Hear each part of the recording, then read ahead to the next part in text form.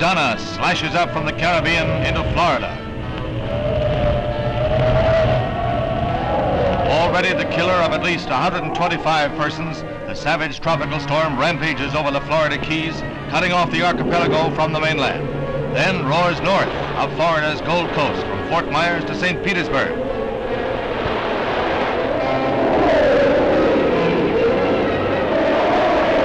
From the west, Donna swerves viciously through the central portion of the state. In its wake, the hurricane leaves at least 10 dead in Florida. Catastrophe for the just ripening citrus crops and the worst property damage of any storm ever to hit Florida.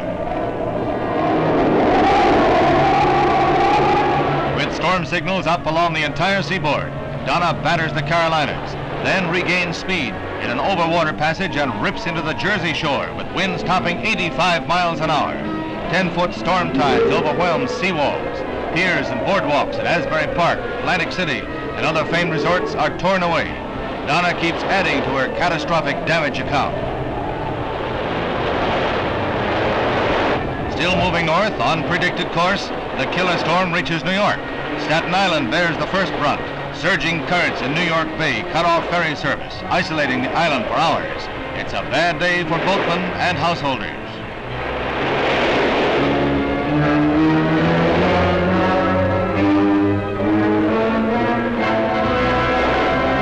The city proper is paralyzed by torrential rains and gale-force winds. Major breaks in the city's subway service strand hundreds, and most of the major arterial highways are flooded.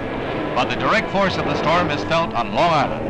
Thousands of summer visitors on the South Shore fled the beaches. Damage is extensive on all Long Island's hundreds of miles of shoreline. And still, Donna rages on, slamming into New England with unabated force, recalling the great hurricane of 1938 and its tragic cost. Donna's elemental fury scourges the entire Atlantic seaboard.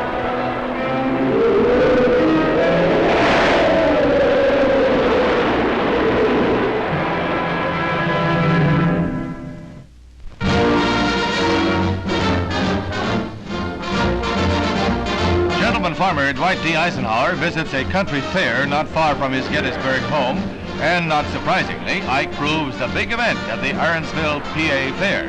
An enthusiastic amateur painter himself, the president devoted a good part of his visit to the arts and crafts exhibits, viewing with special interest these paintings and hand-loom textiles.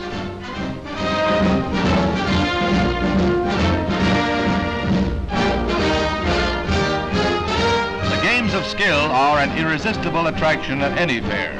Although golf is Ike's favorite sport, the president shows good pitching form. Unfortunately, problems of state can't be palmed off as per invitation, but it's good for a laugh ending to Ike's weekend diversion.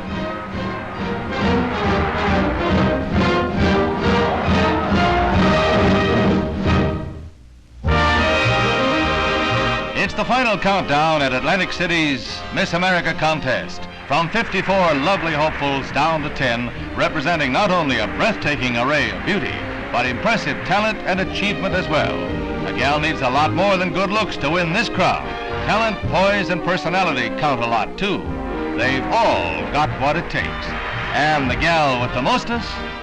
Miss America 1961 is not only a 35-22-35 knockout, but a straight-A student in Montague, Michigan, with a flair for food and fashion creations.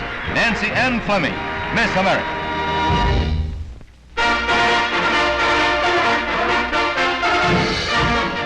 Highlights of the Rome Olympics final days. One of the classic events, the metric mile, 1,500 meters.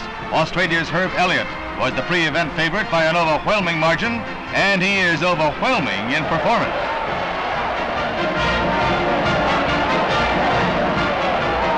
The 22-year-old Aussie is unbeatable.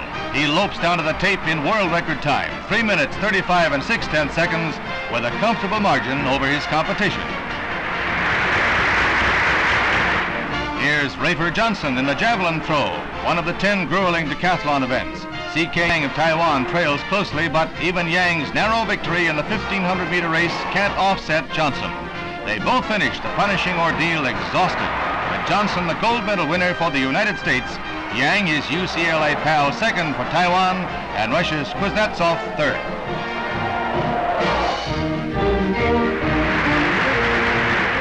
The 400 meters becomes an unexpected thriller as America's Otis Davis streaks down the middle lane at a terrific clip. He barely made the team. He's been running only 2 years, but now he's going into a blazing finish against Germany's Karl Kaufmann. Kaufmann goes sprawling with a lunge of desperation, but Davis is first by nearly a yard. A spectacular race and a spectacular world record time of 44 9/10 seconds.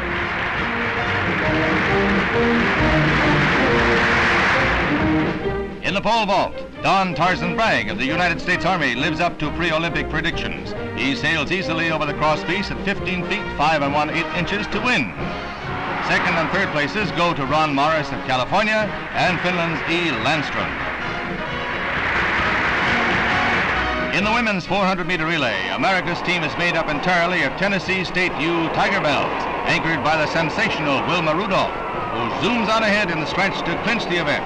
Already the winner of 2 individual events, she is the only track and field athlete to win 3 gold medals in Rome, 1960.